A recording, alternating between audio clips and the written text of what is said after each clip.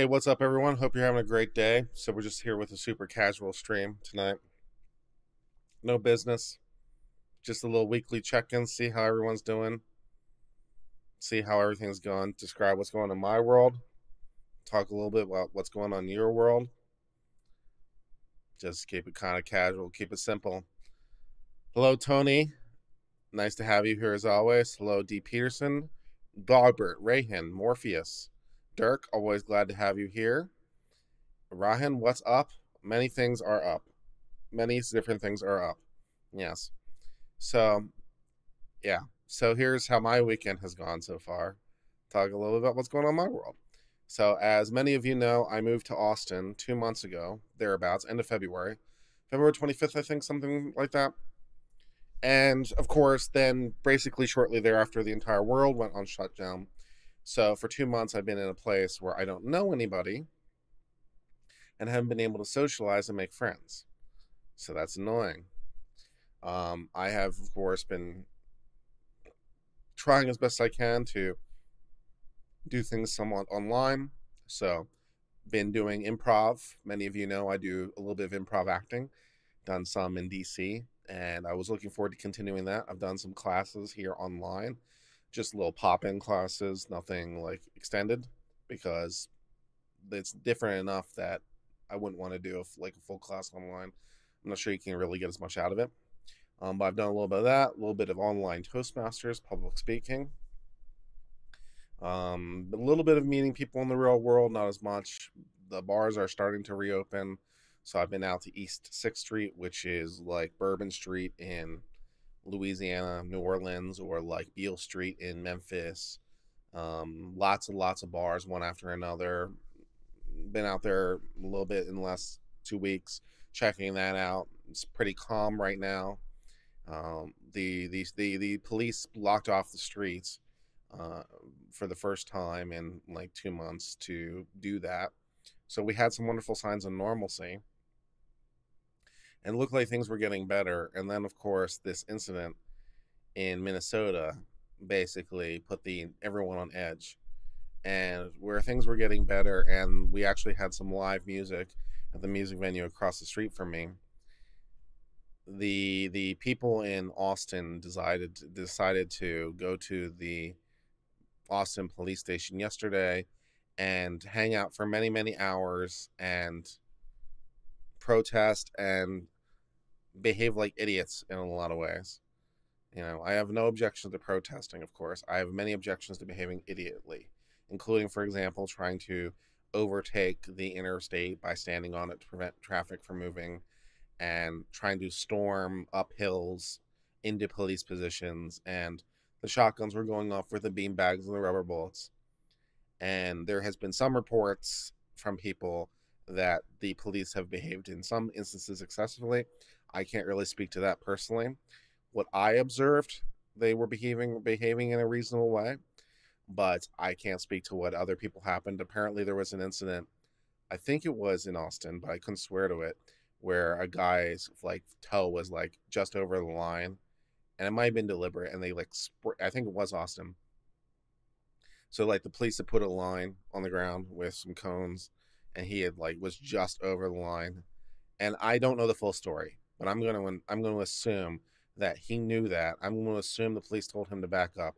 I'm going to assume that he did it just to be provocative. And then the really fun part is that the police then spent a good 60 seconds spraying pepper gas into his face, and he just didn't react or flinch in any way, which is pretty badass. So, I don't know. He's apparently immune to that. So, that's pretty interesting. So, I don't know. That's something that happened. Hello from David Bierman. Hello, Smooth Gamer. Hello, Dr. C. Hello, Lokia. It's Rygen. Hello, Rygen. Nice to have you here. Manitoba Misanthrope. Good to have you. Bobcat. Glad to see you got home safe after last night. Me too, Bobcat. My sister lives in Round Rock. Excellent. Is she single? Cody Sam's no right where I live. It's a boring life being hours away from a city. Well, I did want to be in the center of the action, so I guess I got what I bargained for. And at least compared to, again, everything's in a matter of perspective, right?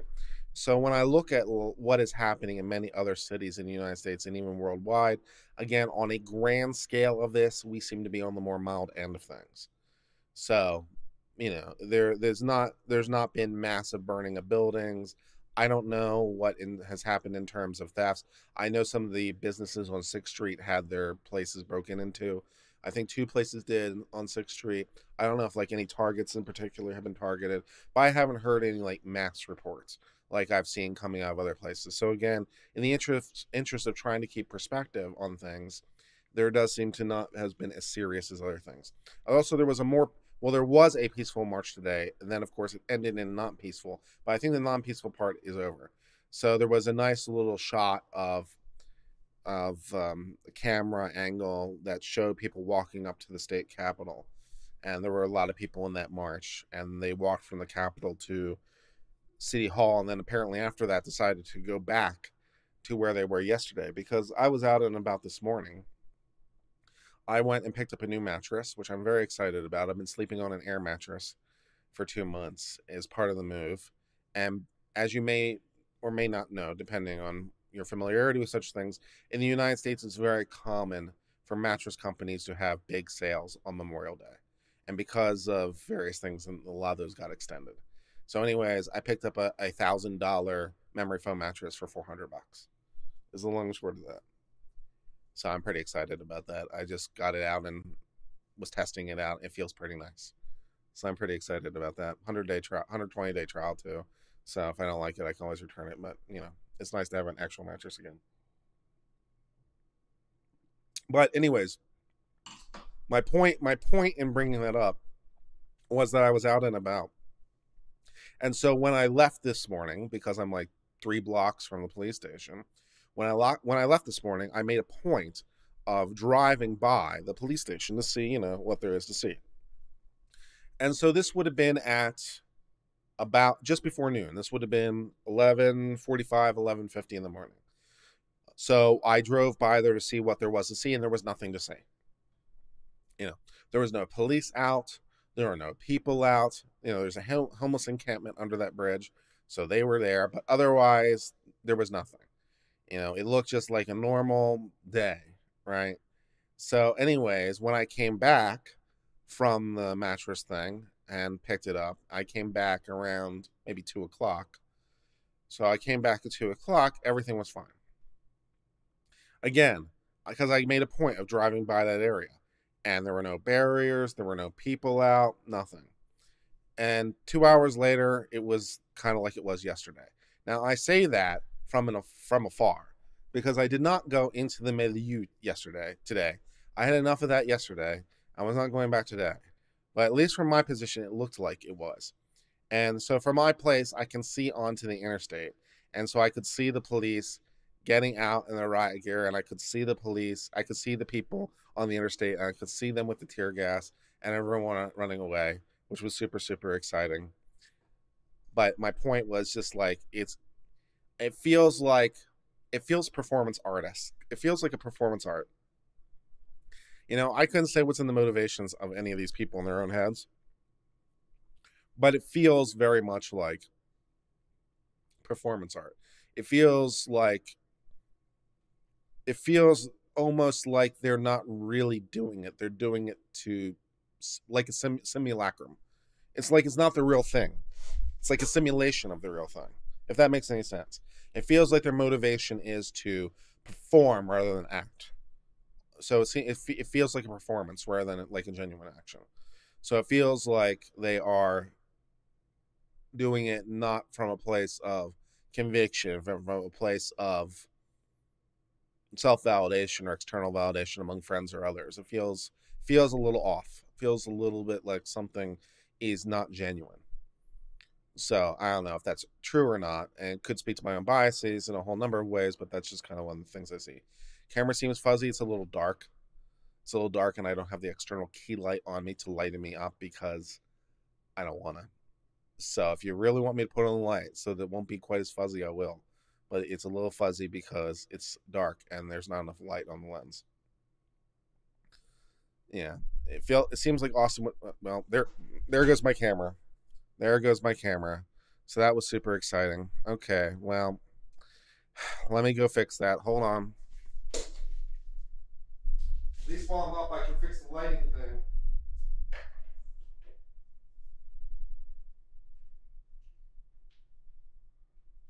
Talks amongst yourselves.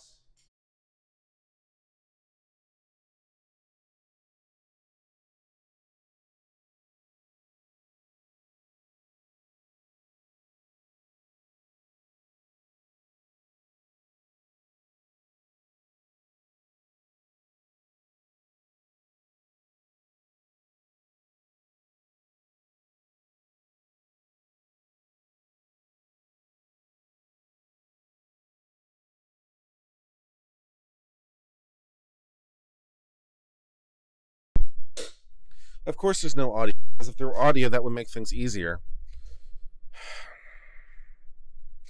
Anyways, as I was saying, my camera fell off the monitor, and then my PC became unplugged, and I had to.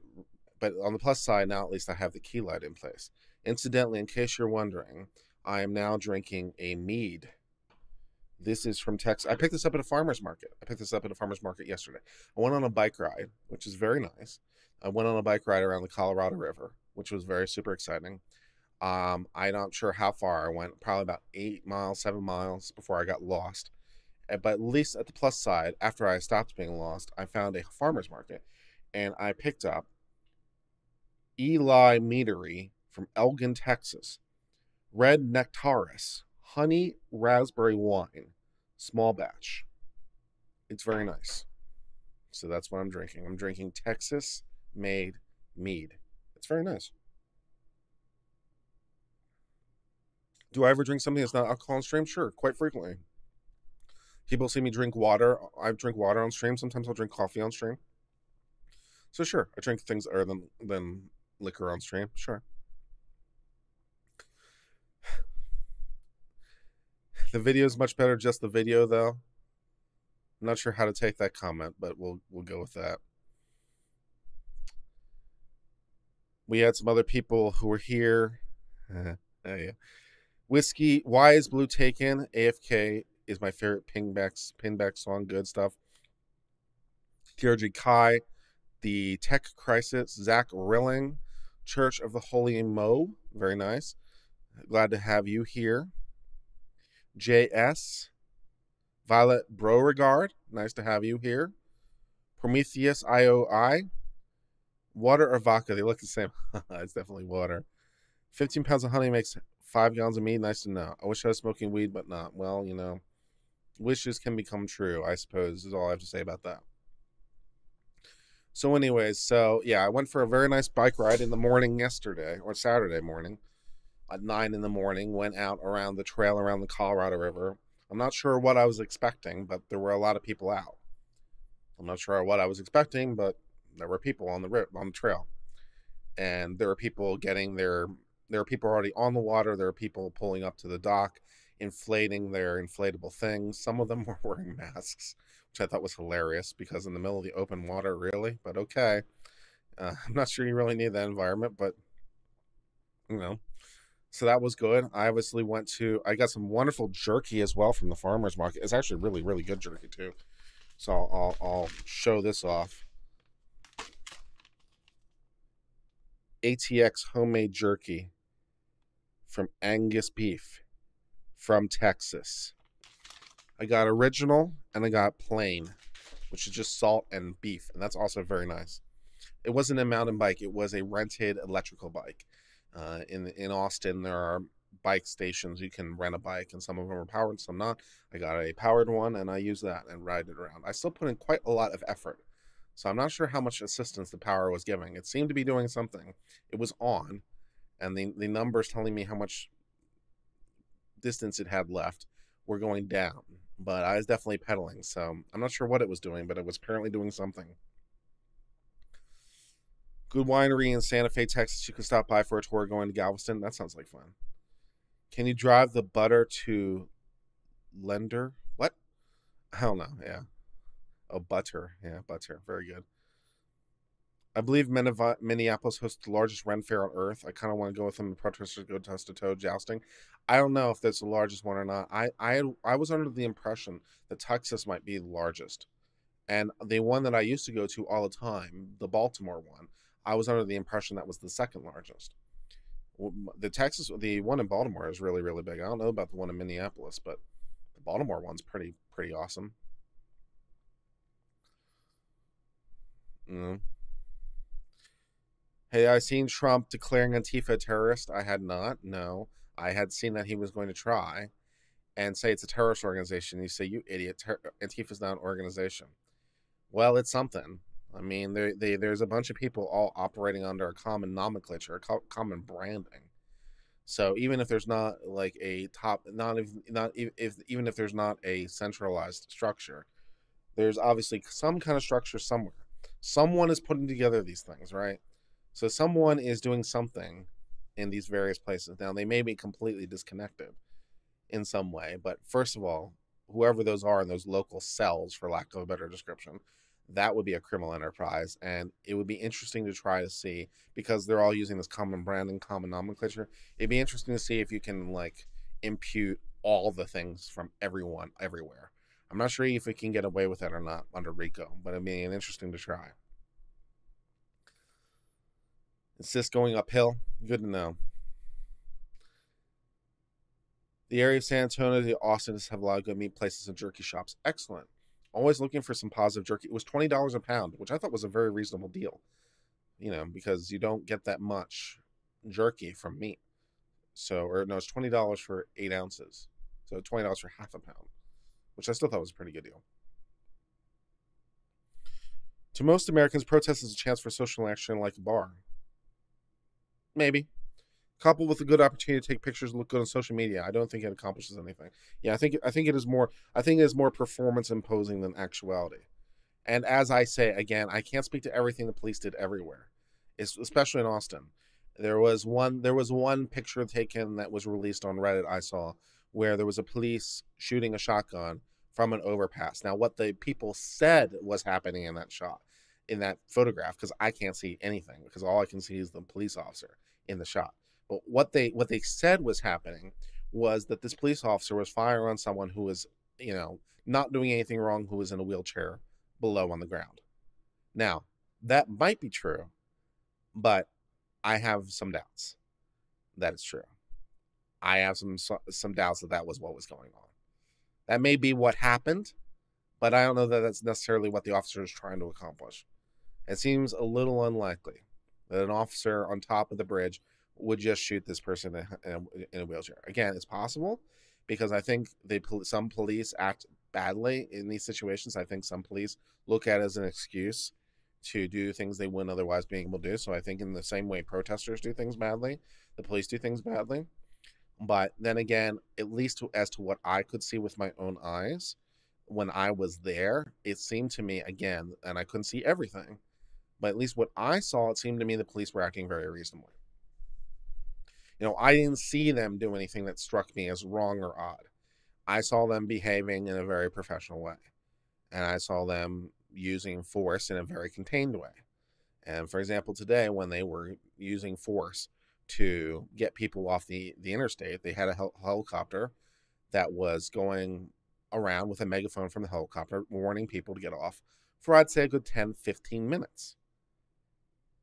Saying, please leave, please leave, please leave, and then only saying, if you don't, we might use tear gas. They said that 2 or 3 times, and only then do they actually start using force, which is very reasonable. It seemed very reasonable.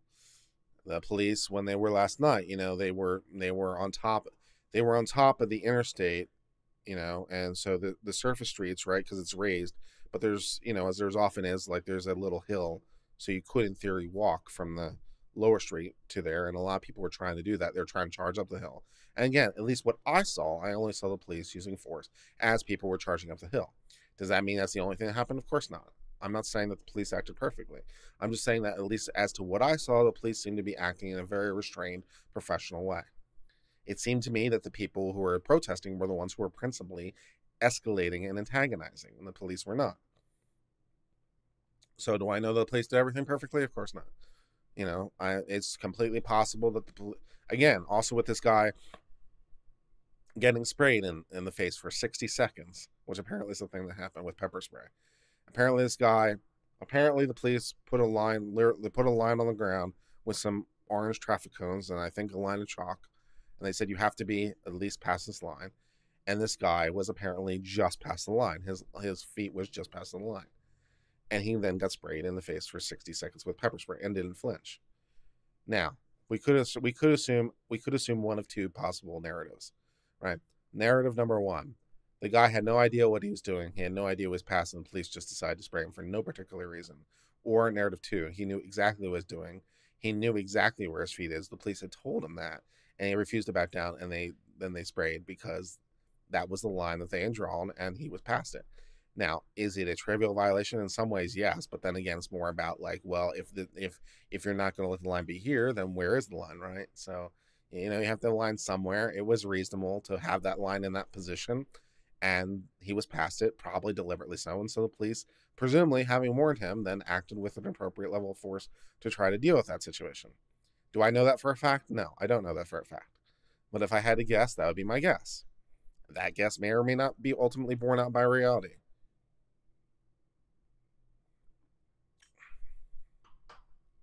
I did see and hear about the people in Minnesota who were on their front porch, who were being shot with less than lethal rounds for being on their front porch. Don't know enough about the order that was in place. Don't know enough about the situation in place. But being on your porch should be okay, because that's typically like there's what is the name for it? When there's a special name for it, curtilage. The curtilage. So typically under Fourth Amendment law, the curtilage of a home is considered to be part of the home, and the front porch would classically count.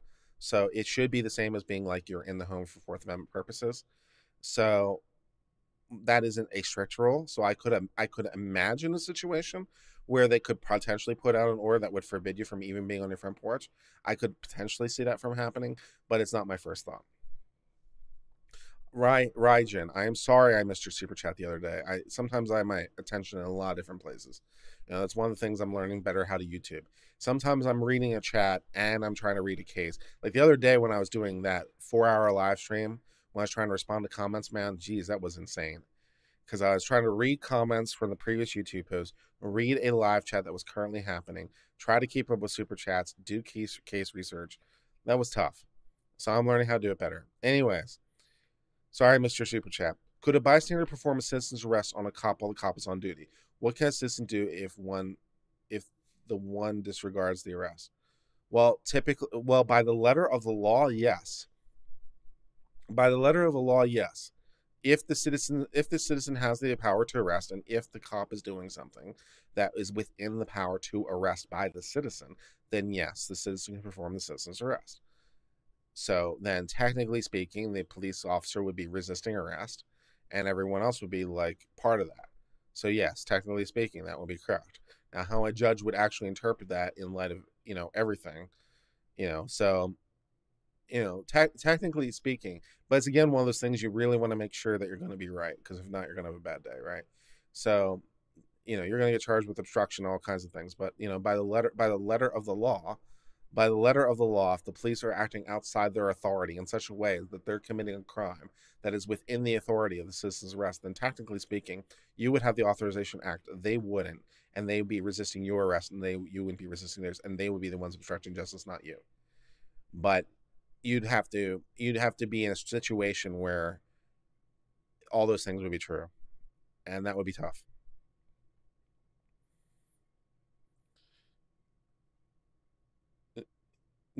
Prometheus said numerous warnings go inside by armed people. They're lucky to use less than lethal force during a riot. Not sure that they had the authority to do that, which is one of the operative legal questions.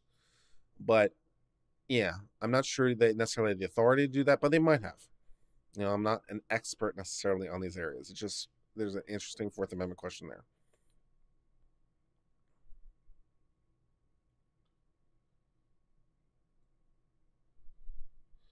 What do you think the police reform where they're advocating for would look like?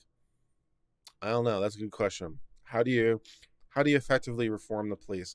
That's a good question. It's a classic debate, right? It's an old debate. I mean, really old. We're going back ancient Greek, ancient Romans. It's always been a problem. Who watches the Watchmen, right? And how do you police the police? I think one of the things we can do is reform qualified immunity. We can either abolish it or we can force courts to make more things more clearly established. I think that would be go along with the help. Um, we could try to figure out a way to require that all police investigations be done by like someone outside of the jurisdiction, so maybe like a neighboring county or a different authority or something. Maybe we could do something there, but that's an idea. I do think Texas is civilized, yes.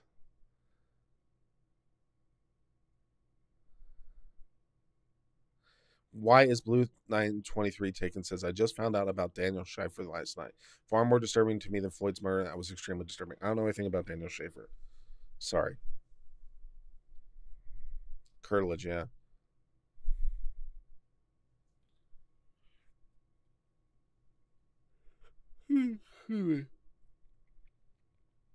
Citizens arrest stems back from bounty hunters and outlaws.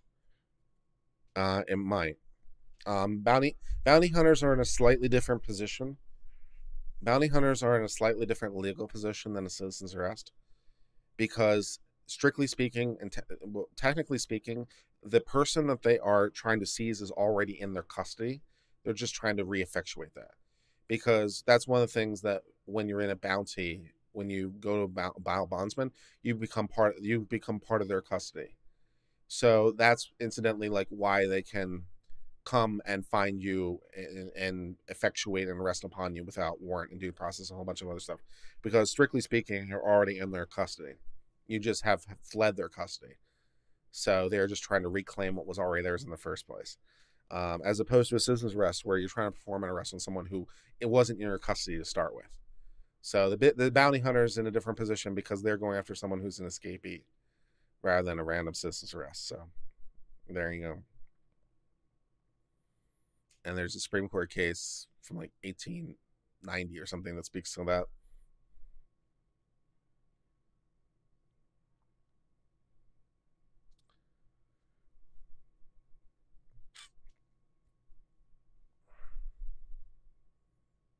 He's a kid who got executed while on his knees years ago. I remember that incident.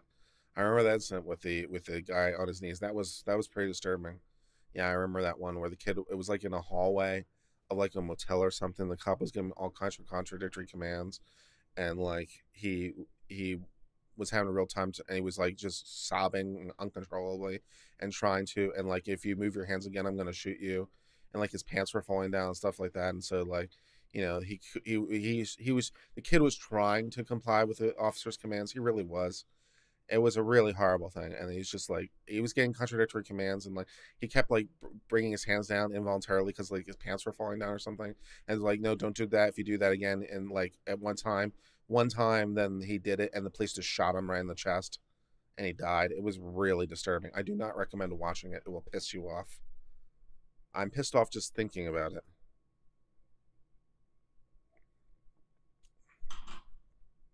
It was really, really horrible.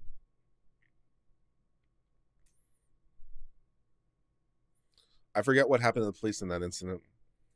I forget what happened as a result of that investigation, but it was really, really bad.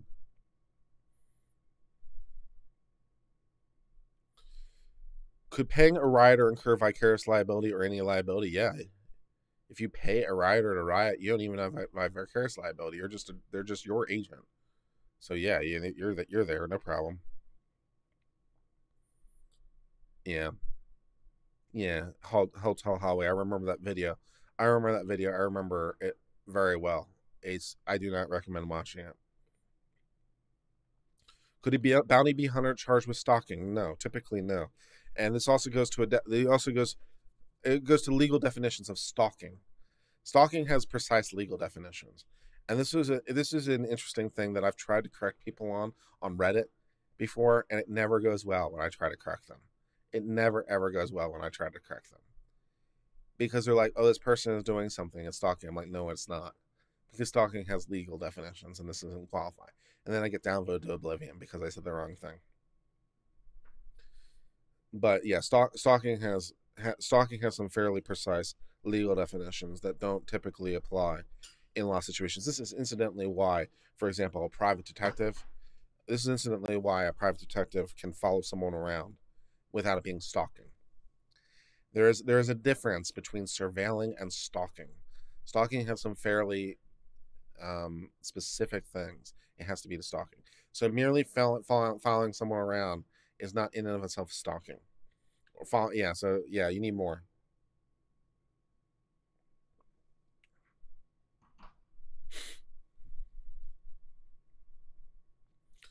That was a lawful shoot according to the court, man. Man, I don't know, man. I don't know, man. I remember that video and saying that was a lawful shoot. Oof. The cop retired with full pension because he got PTSD. Not super encouraging. Not super encouraging. On which note, do you see any realistic path to make police shootings hard to justify legally? Yeah. In terms of a realistic path, the problem that you're trying to solve,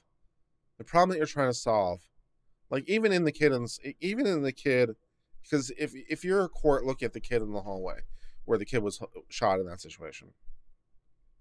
The real problem was that he was given contradictory commands, and he seemed to be trying to, but the problem was he was making gestures that could be threatening. Like, we all know what was going on, but he kept reaching for his pants. Now, it could be because he had a gun there, but he was getting contradictory commands. And I don't blame the kid, because God knows only what I would do in that situation, right? Now, what the kid probably should have done is probably just should have lied flat on the floor and put his hands on top of his head, notwithstanding whatever command to the contrary, because that would probably have been the way to go. But man, oh man, yeah, because it's like, it's how the thing that you're trying to solve, the real problem you're trying to solve is the police officers chasing a suspect. They see him reach for his pants. Perhaps they see something, pull something out, and what can the officer do? That's the real problem you're trying to solve, and trying to give the officer the protection. So even if there turned out to be nothing in the hand, or even if it turned out to be a wallet or whatever, that the officer has the ability to act in that situation. That's the real problem you're trying to solve. So trying to figure out how to solve that problem, and all the leaves are black in the acres too, as always. Yeah, it's nice always to have you here, Leonard. Glad you're here. Yeah, the Reddit execs are far left, as well as the moderators. I'm currently like basically shadow banned on the Austin sub forum because my karma is so bad that anytime I post, I can't make a minute or post for like 10 minutes. It's really, really frustrating because I have more than one things to say. At least the last time I got positive karma somehow, because someone on the Reddit thread said you shouldn't post photos of people who attend the protests without like blurring out their face. You don't want to invade their privacy. So I responded with the legally correct comment: there's no reasonable expectation of privacy in a public place. And someone said, well, that's not the point. Like, it is a little bit, because you said I shouldn't be invading their privacy, and I'm not, because they're in a public place. But whatever. On the Minnesota governor's frequently asked question, can I be outside my house after 8 and before 6? Yes. I mean, I again couldn't speak to what's going on in Minnesota, and couldn't speak to the National Guard, and couldn't speak to a lot of things. It's a problem. The media tries to make it a race problem, an improperly trained and unaccountable police problem. I think it's fair. I think that's fair. I think that there are a lot of we cover 1983 cases all the time on this channel. We cover them all the time. And so we see the police doing bad things all the time, and there doesn't seem to be any racial correlation that we can obviously see, at least. I mean, maybe there is somewhere in the data, but, we are not really seeing that. So, yeah, they're trying to figure out how to keep the police accountable is a real trouble.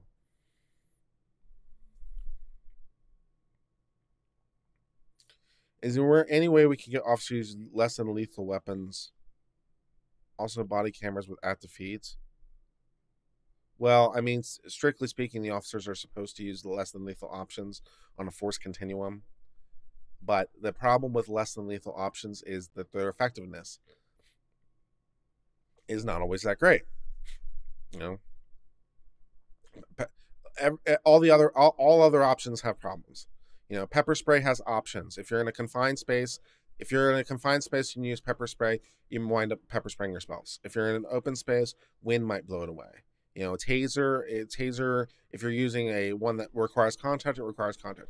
If you're using one that has projectiles, both the projectiles have to hit, and if they're wearing anything that has heavy clothing, it might not be able to work.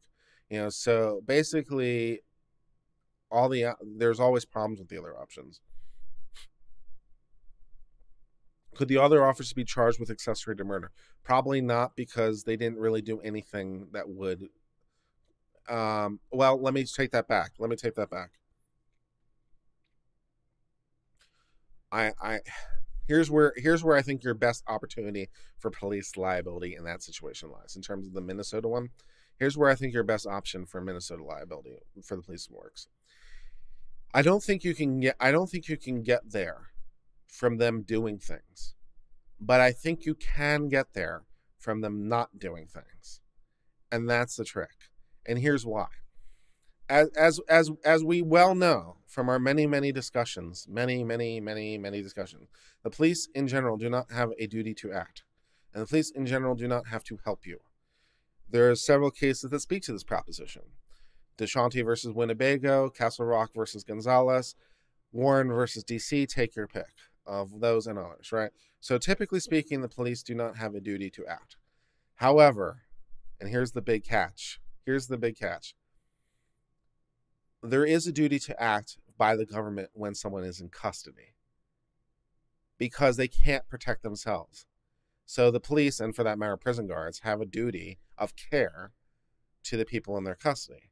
Now, they have qualified immunity and a whole bunch of sovereign immunity, a whole bunch of other things that protects them. But strictly speaking, they have an obligation. It's one of the reasons why they have to feed you, and they have to provide you medical care and things like that, because they have an affirmative duty. So here's where I think you can get to liability for the other officers, because he was already in cuffs. So incidentally, remember the other day when I was talking about the difference between a detention and an arrest, and I forget who in the chat was giving me a really hard time. They're saying, Blackleaf, I think you're wrong about the definition, the split between a detention and an arrest. I think you're wrong, Blackleaf. I think that they can put you in cuffs and they can take you to the station, and as long as it's not 24 hours, it's not an arrest. And I'm like, no, that's not how this works. That's not how any of this works. That's not how that works. No, the minute they put cuffs on you, you're in custody. I'm like, I think you're wrong, Blackleaf. I'm like, I don't think I'm wrong. I think I'm right. I think that's an arrest. And here's why here's where you want it to be an arrest, right? So if I was wrong, and that doesn't qualify as an arrest, then there's no way you can get to liability for these officers. If he wasn't in custody, so if he wasn't being arrested, because it's not really an arrest until 24 hours passes, or whatever that guy was in my chat was saying, if that doesn't qualify as an arrest within the meaning of the law, then you can't get to the liability, because he wasn't in legal custody, because he wasn't under arrest, apparently, according to the chat. But I know better. So I was right before, and I'm still right. Yes. So he was under arrest and he was in custody. Because he was in custody, therefore, the police had an affirmative duty to act, because he was in custody. And therefore, seeing that this police officer slowly kill this guy, they had a legal obligation to intervene. And failing to intervene when they have a legal obligation to do so, that makes it murder. So the very fact they didn't do anything is what makes it murder, because they had a duty to act, because he was in custody.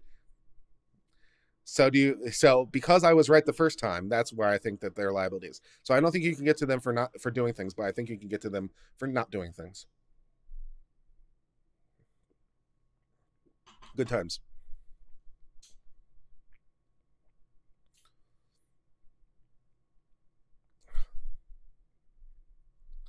Yeah, I think you can get there because they didn't do anything. So I think you can charge them. I think you can charge. You don't even have to charge them with accessory.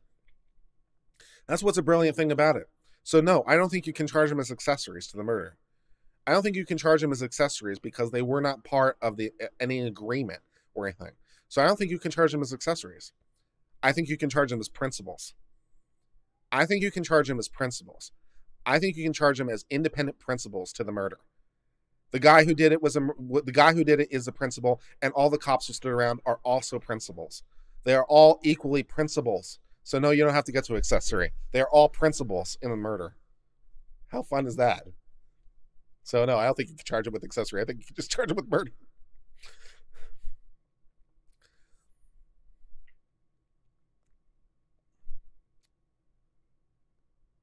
Yeah, Reddit's a weird place. Do you agree with censoring the dial? I believe it. How about violating 18 USC 242? 18 USC 242 only applies if you're doing it because of race or other protected reason. And so you have to prove an element that is not immediately obvious. It might be because of race or a protected reason, but it's not immediately obvious that it's there. So 18 USC 242 requires you to prove an element that's not immediately obvious. It could just be that the police are generally jackasses. So it's not clear 18 USC 242 works. The cops are trapping people in Plumbo protests and not allowing them to leave. Curfew's in 10 minutes. How should the people legally proceed? If they can't leave, then they can't be blamed for not being in, what they should do is they should respond to the officer who's there. That's what they should do. It would be somewhat similar, although the analogy leaves a little bit to be desired. But it's somewhat similar if there are working traffic lights, but there is an officer on scene. Officer on scene beats traffic lights. So if the officer tells you to go and the red light says no, the officer wins. So yes, you should behave. You should listen to the officer on the site. So if they're not allowing you to leave, then don't leave.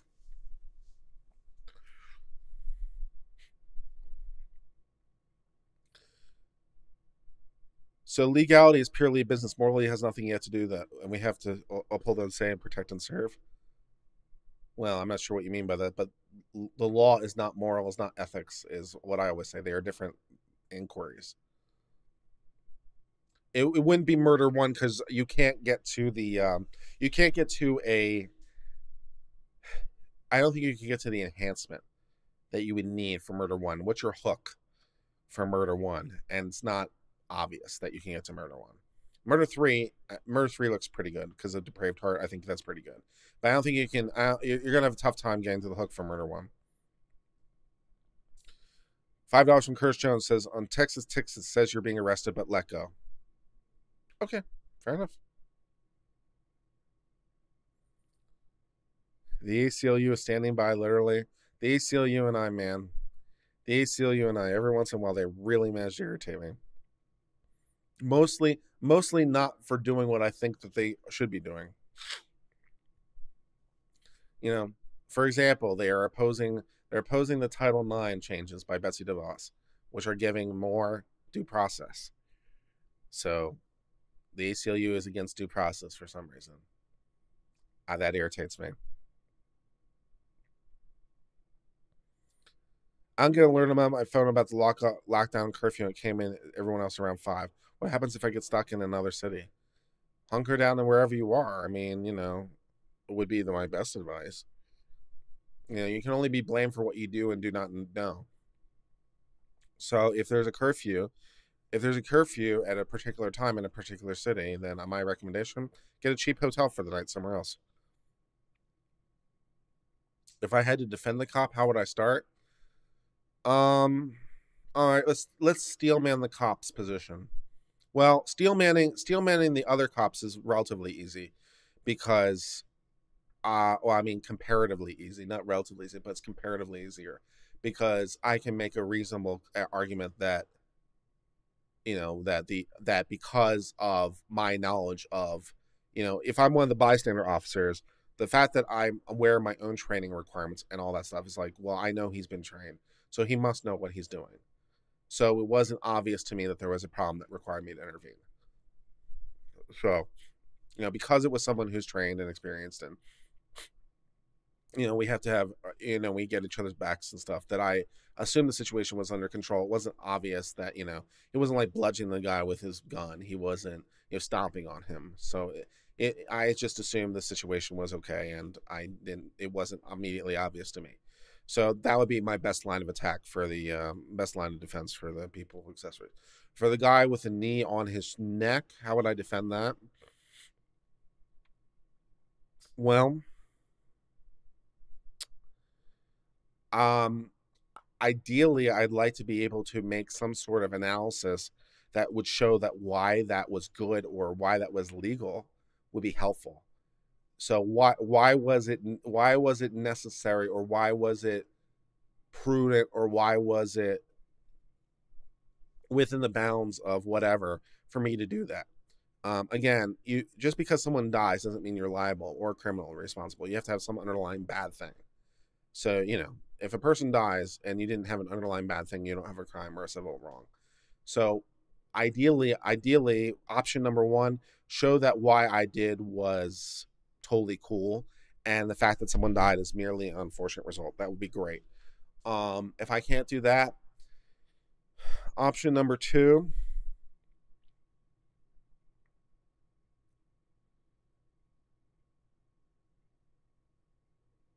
would be trying to go basically for some kind of manslaughter charge, trying to like mitigate it down to like a manslaughter charge. I know I'm going to have a problem though, because my prior bad acts are going to come in if I get on the stand. So that's going to be an issue, because it's going to go to, because if I try, because if I'm arguing that I did what I did and it was good that I did it and he just happened to die, then I probably can keep all my prior bad acts out. So if I can say, well, what I did was good because it was necessary, and here's the reasons why it was necessary, then I can probably keep all my all the prior history of my bad stuff as a police officer out. So that would be great if I could do that. If I argue that like it wasn't that I had the right to do, but I thought something else was happening and not some mistake of fact, then all that stuff is going to come in to rebut my mistake of fact. So all that stuff is going to come in and kill my affirmative defense to death. So I don't want to go down that road, because I'm going to lose that argument horribly. So a mistake of fact argument's not going to work.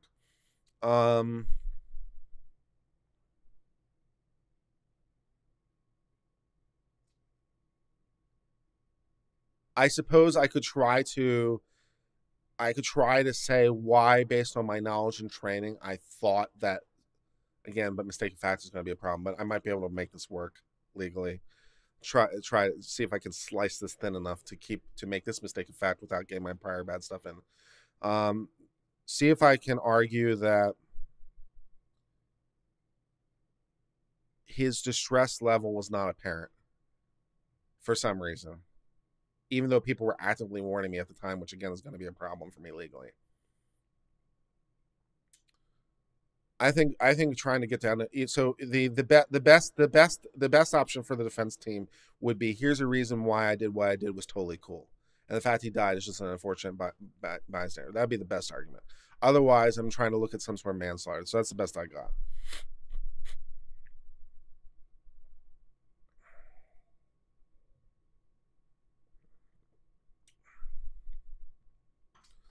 There's rumor from two sources that they worked together as bouncers for 10 years. Even if that's true, I'm not sure how that makes murder one. What is your hook for murder one? Usually for murder one, you have to show some sort of specific intent. You have to show something more.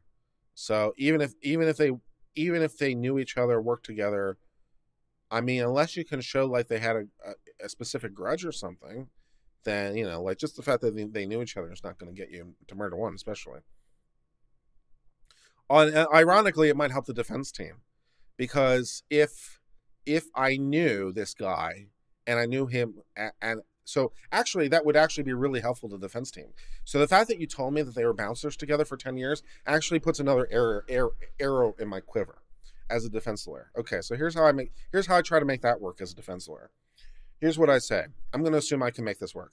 I'd say, yeah, over my years of knowing this guy and his bouncer, I've seen him just be the best bouncer of all time. He is the greatest bouncer. Let me tell you, I could not believe how effective this guy was a bouncer. He was just so great with his bouncing skills and the situation and scraps I saw him get out of, man.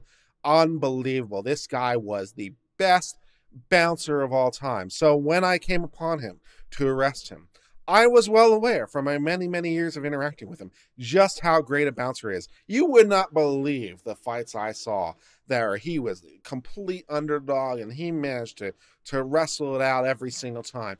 So I knew from my prior interactions with this guy just how effective he was a fighter. And so while it might seem unreasonable, my specific knowledge as to this guy's skills meant I had to do things I wouldn't normally do because he's just the best bouncer of all time. Not guilty. I can make that work. I can make that work. I can make that work.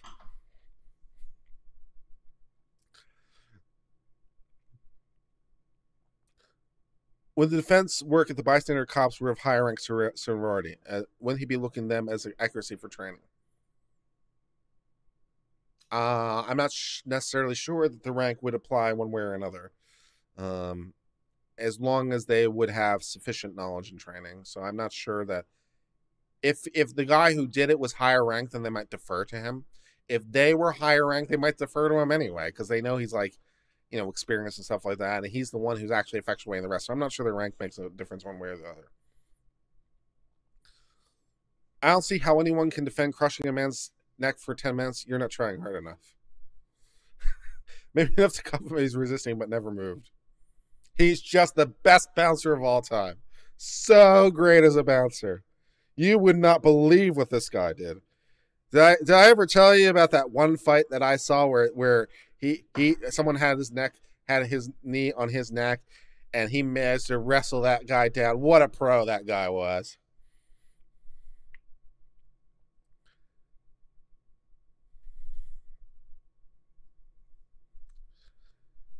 Defending this seems impossible. That's what makes it interesting.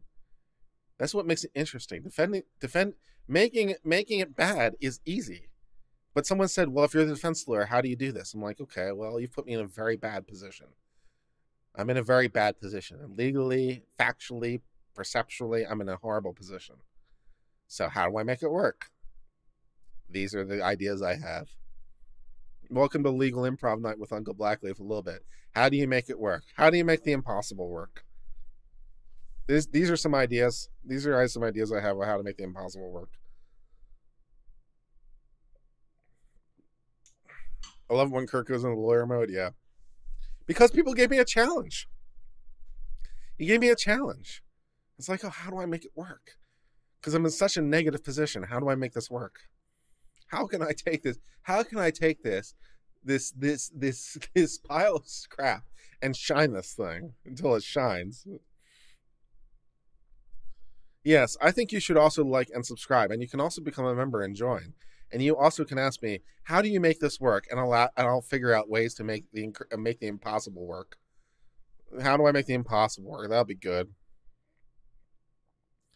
Tigers like to bounce. Tigers like to bounce. They certainly do. So OJ could have said his wife's boyfriend was so nice and amazing, he could get any women and that he could have helped.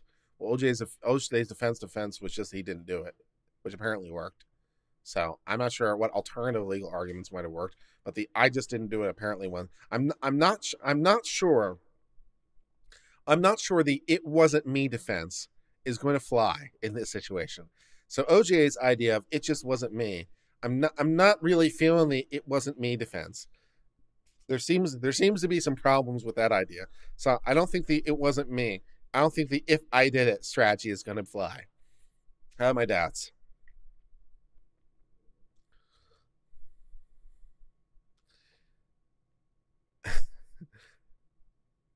If defending a cop is difficult, do you think he'll take a plea? We're a long way from there. A lot of things have to happen. Another thing I'd definitely be wanting to do as a defense lawyer is a venue change, which, I have a pretty good argument for a venue change. Finding an impartial jury is going to be a little bit tough. And then, of course, I'd want to figure out what the most cop favorable jurisdiction I can ask to change it is and then go there. So, I'm not sure that will work, but the idea of a motion to change venue is pretty good. It's blatantly obvious that the ability to find an impartial jury here is just not going to happen. Not the worst idea. There's no way a judge will say yes, but you never know. And it preserves an issue for appeal.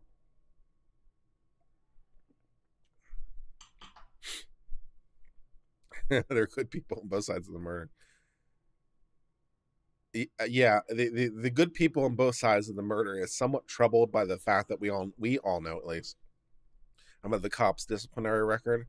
So, if you were a good cop where this had just gone wrong, then sure. Unfortunately, at least we know that's not so true. What the jury will ultimately learn about, who knows? But we know that this guy's not so much. How do you make it work? Lots of alcohol. Man, you have no idea how true that is. There is a reason that lawyers are a little bit known for the alcoholism. There is a reason that lawyers are known for alcoholism. Yes. How do you make it work? Lots of alcohol. That's right. How do you make the impossible work? Lots of alcohol. Yeah.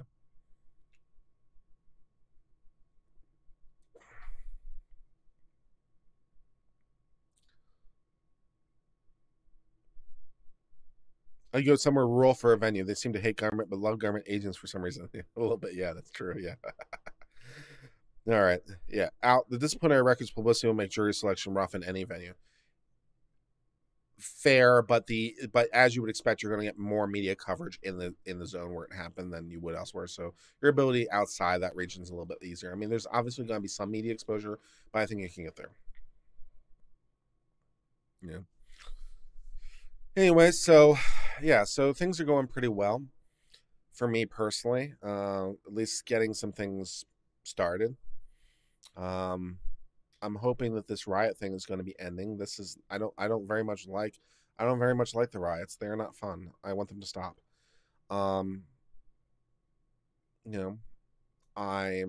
weight loss is going pretty well.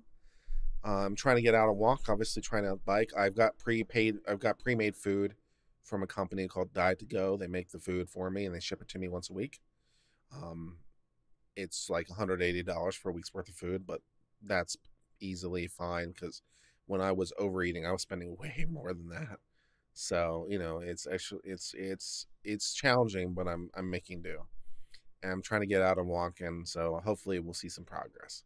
So that's somewhat encouraging. And now that I have a better bed, hopefully I'll get a better night's sleep and see how that works. So that'll be nice. I'm trying to keep up with working out. That's why I was biking and trying to get walk on and stuff like that. But yeah.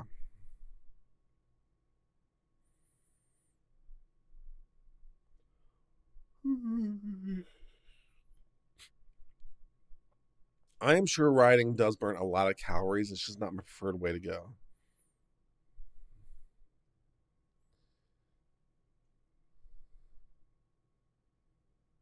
Get the vitamin D. I did get a nice little bit of sun this weekend. I take vitamin D every day anyway as a supplement. But yeah, I definitely take vitamin D, and I definitely got some. I got a little bit of sunburn going on. Eat like a Slav, you'll lose weight, which is what to say. Well, if I want to do that, I'll just eat like a Venezuelan. Venezuelans seem to have the greatest diet plan of all time. I have my same job I did before. I'm just working from home full time. Honestly, I don't really enjoy it that much though, so I'm trying to figure out what to do next. I don't really know what I'm gonna do next. I'm gonna sit for the Texas bar, and I don't really know what to do next. Maybe Robert Burns will be hiring if he needs an associate or something. I don't know, but yeah. Dance Revolution, that could be the trick. That could be the trick. Yeah, there's a lot of good stuff. So I'm also trying to get in a sauna once in a while. So get that going for me, get my health going and some circulation that way. Just try to keep things going. Should I be a defense lawyer? I'm happy for one of the things I really do like about the YouTube law thing. One of the things that I really like is that I read so much from different fields of law. It makes me infinitely more educated on so many different fields because I read basically everything except my job because I know everything there is to know about my job, and so there's nothing left for me to learn really on patent law, and there's problems, but I understand them all. So I really like the YouTube law because it creates an opportunity for me to read things outside the field I would otherwise be reading in, which has become a little bit boring and dull.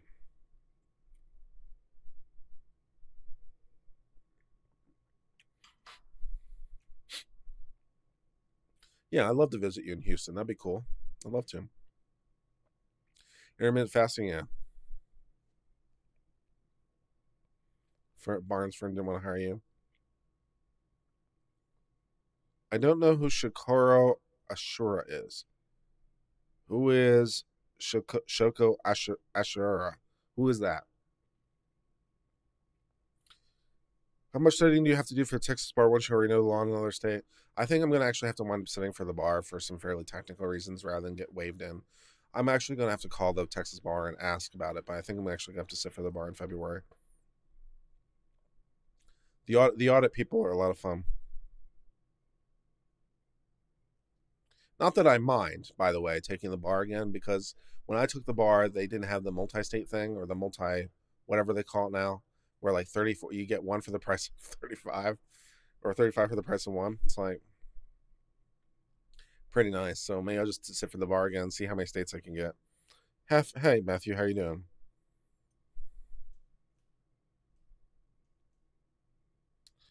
If I had to start again, yeah, I'd go in a different field. I don't really the IP thing has been interesting, but I don't know.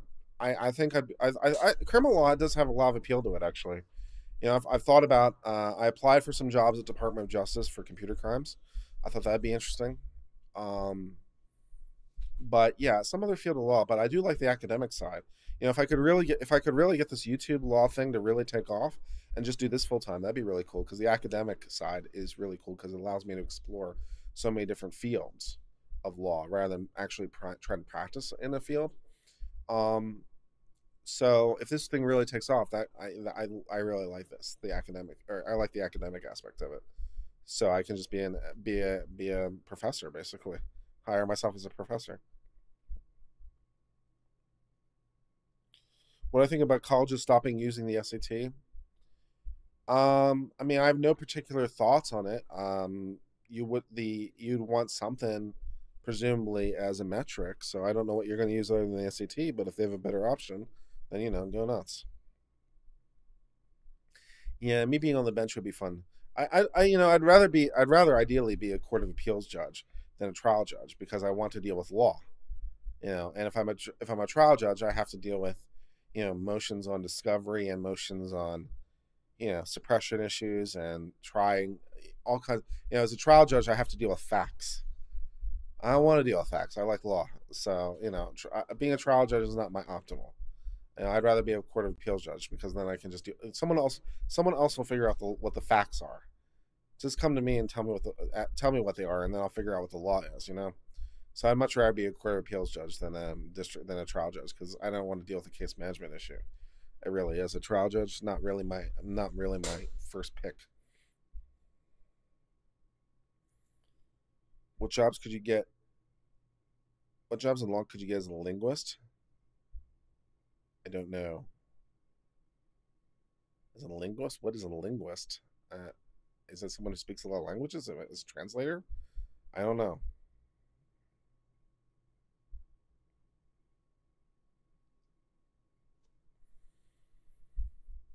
I don't know enough. I don't know enough about the Japanese cult leader and subway terrorist attack leader to be able. I don't know. I don't remember that case, so I don't know enough about it to be able to try to put together a cogent criminal defense.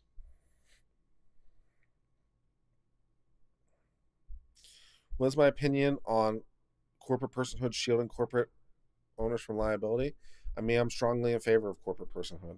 The entire point of corporate personhood was to insulate the people from the corporate form to give people more security in starting businesses and so forth and so on. So if you didn't have the corporate veil to shield people, then people would be a lot less likely to start businesses. It's very ensuring to people that they can open a business and not expose themselves to liability for their own assets. So it creates an ability for people to engage in businesses where they otherwise wouldn't. And so I think corporate personhood is a very good thing in shielding people from the corporations aspects. International law? What international law? International law is mostly a fiction.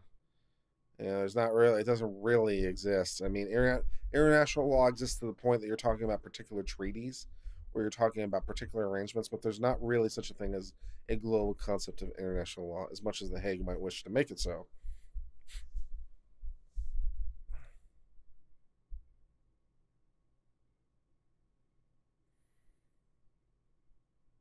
And then Civil Law Supreme Court edition, yeah.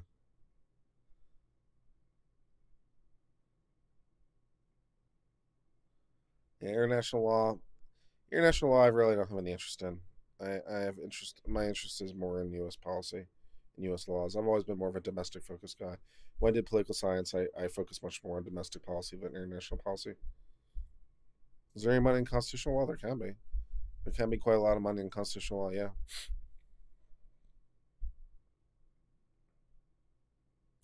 Chinese agents are among the riders. Is China funding this?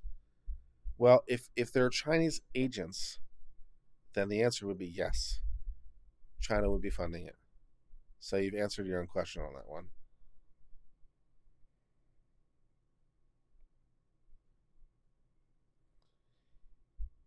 Did I see Arkansas pass the first anti-red flag gun law? I did not. That's hilarious. I did not. No. $5 from Lazar. Here in Los Angeles, we're on lockdown until 6 in the morning. If you become an appeals judge, I really hope you make it title. The judge is an idiot. This judge is an idiot. Here's why. That'd be funny. Yeah, I'm gonna. That'd be great as an appeals judge. I'm gonna start issuing my decisions as YouTube videos. Yeah, that'll be good. That'll be good. I'm gonna issue my decisions as YouTube videos. Yeah, Judge Blackleaf. Here's my decision. You're stupid.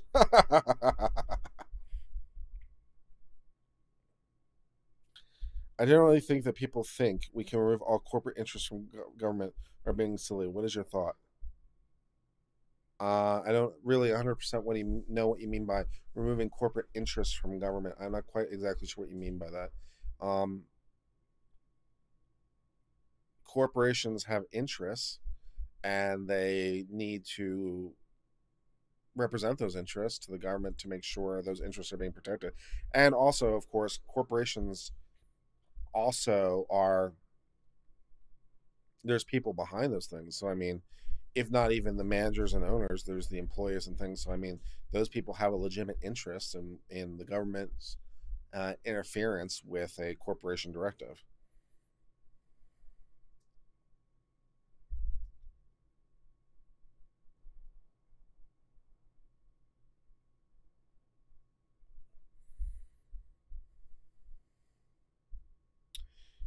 BLT versus hot dog. You pick the toppings.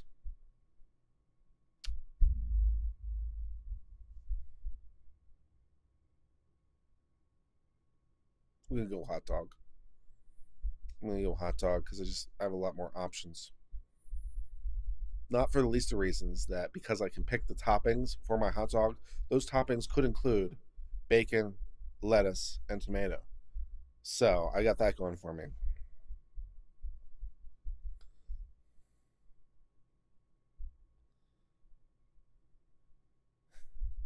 BLT has to win, but I can make a BLT hot dog, and then I still have other options beyond that. Why would I want to limit myself to the BLT? Why when I can just put bacon, lettuce, and tomato on my hot dog if I want?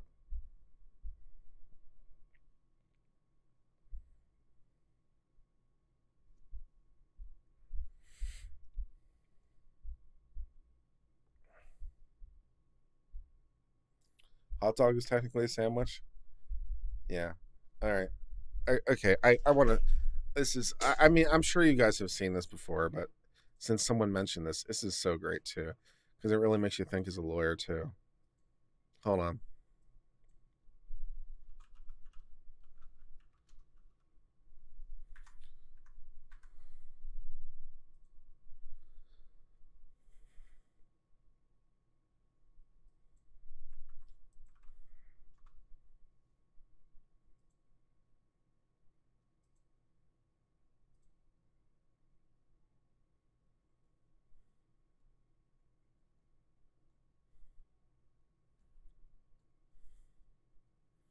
All right. So this is a little fun one about what is and is not a sandwich. This is fun.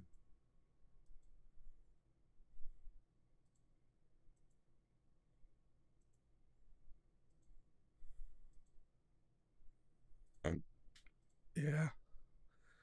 The sandwich alignment chart.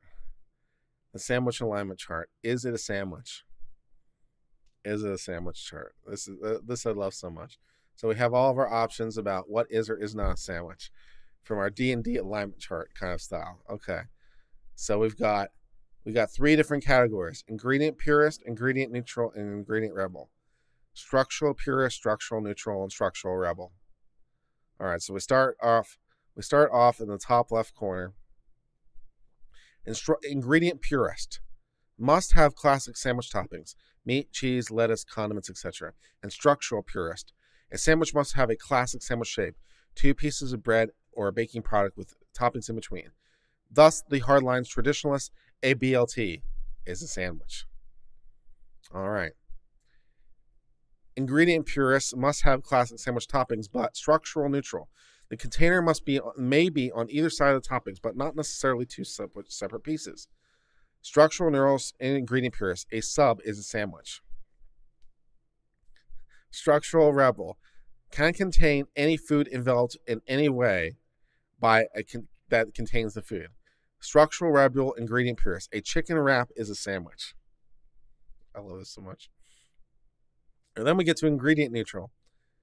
Can contain a broader scope of savory ingredients with a structural purism. A chip buddy is a sandwich. And then in the middle, finally, we get true neutral. Ingredient neutral, structural neutral, a hot dog is a sandwich. Ingredient neutral and structural rebel, a burrito is a sandwich. Then we have structural purist with ingredient liberal. So now we have a sandwich that has a classic shape, but literally any food. Structural purist, ingredient rebel, and ice cream between waffles is a sandwich. Structural neutral with ingredient rebel. An ice cream taco is a sandwich. And then final, radical sandwich anarchy. Any food sandwiched together and anything that envelops it. A Pop-Tart is a sandwich. I love it so very much. I love it so very much. Where do you draw the lines? This is great stuff. I love it so very much.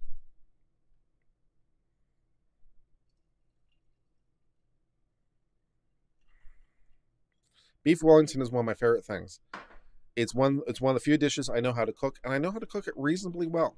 I make a pretty decent beef Wellington. It's definitely my go-to when I'm trying to really impress a date.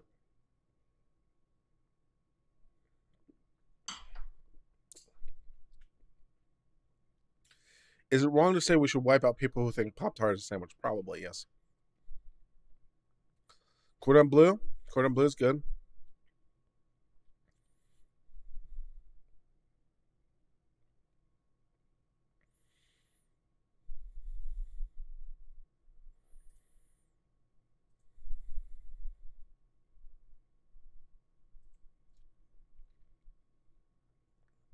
How many people are watching this stream right now? 77? Not bad. Yeah, beef Wellington is really great. So what you do is you get yourself a piece of steak, like a flank steak. Okay, you get yourself some steak, and what you want to do is you want to sear it, and you want to salt and pepper it, and you want to coat it in mustard, preferably English mustard. Then you want to get some mushrooms and chop them extremely finely, very, very finely. So basically, you make a crust with the mushrooms, and you want to coat it. You want to cover it, the whole thing. You want to wrap it in prosciutto, and then you wrap the whole thing in puff pastry. You put the thing in the oven for 3 hours, and you come out, and it's wonderful. Super, super nice.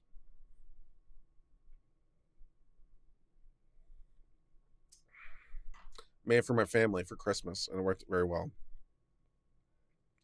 Wouldn't recommend frying it, no.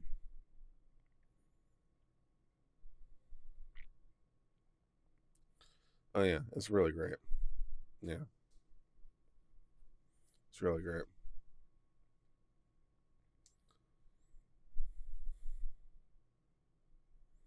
Well, you don't have to use the mushrooms. You could skip the mushrooms if that, you could use something else rather than mushrooms. It just helps to like bring out that flavor. But if you don't want to, you don't have to mushrooms. Skip that step.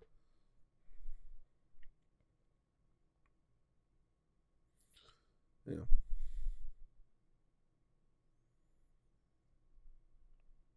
All right. Well, if there are no more super chats, then I will simply sign off. I'll just simply say that it's been wonderful speaking with you guys. I hope you enjoyed this more casual stream. I had a lot of fun with it. If you've not done so already, if you'd be so kind as to give this a like. If you're not already subscribed, give it a subscribe. If you're not already a member, there should be a join button somewhere on your screen.